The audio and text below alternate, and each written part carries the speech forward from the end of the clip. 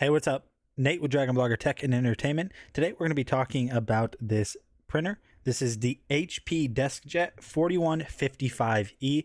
This is going to be a very easy to set up printer that also has a document feeder right up here on top that is adjustable all the way down to a 5-inch diameter across. You are going to have a copying function right here. The way you load paper is very straightforward and very simple. You have a paper feed assembly, which is right back here. You just basically pull this out. Once you pull this out, you're going to be able to push this up. Now you can adjust the paper feed all the way to a 5x7. This is very easy to adjust. All you have to do is pull this little blue lever that's down here. So for standard 8.5 by 11 paper, it fits that just fine. You just feed it right down in there, just like so. Now you're also going to have an extendable paper dispenser, or where your paper is going to lay out, so you can actually right down here in the bottom, if I go ahead and lift this up, you can see that this is extendable. Now you have to use HP Smart in order to be able to get this connected to the Wi-Fi, which is really easy. You can either download it on your phone or you can download the software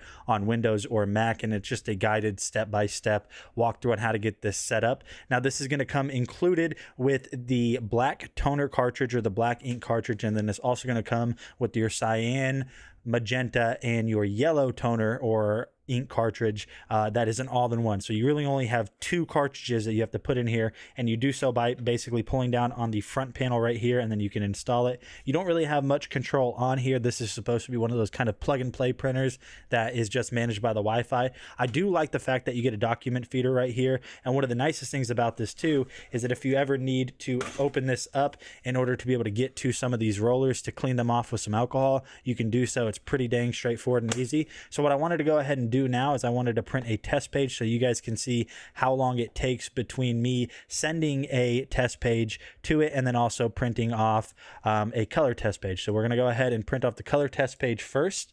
So I will tell you in 3, 2, 1, and I just clicked print. So we're going to go ahead and open up our paper dispense right here, and you guys will see how fast it can do a full color page, because like I said, this is going to be a full color printer. So you guys can see it's feeding kind of slow, but this is also not a laser printer. This is going to be an ink printer. So this is not LaserJet, it's inkjet. But overall, the appearance is pretty nice. I don't like that there's no accents on it. It kind of looks a little bit weird being that it's completely white all the way across, but it's still going to be just a very great desktop printer.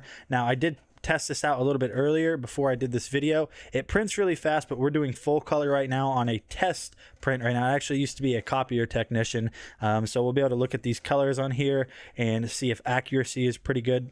So this is almost done printing. This is a full page. Now, an inkjet printer is always going to take longer than a LaserJet anyways, just because of the components that are internal on those printers. So let's go ahead and wait for this to finish up. As you guys can see, it's feeding out pretty slow. Now, this is full color with a bunch of changes in color too, and that's also a good gauge of speed too. It looks like we are completely done right here. So as you guys can see, we just printed off this cartoon color test chart. If we go ahead and take a look, you can see all the way up on our black gradient, it does fill in pretty dang dark. All of these colors do look pretty good. They're a little bit washed out and slightly skewed off center, but for a day-to-day printer, this is going to be a great option for you guys.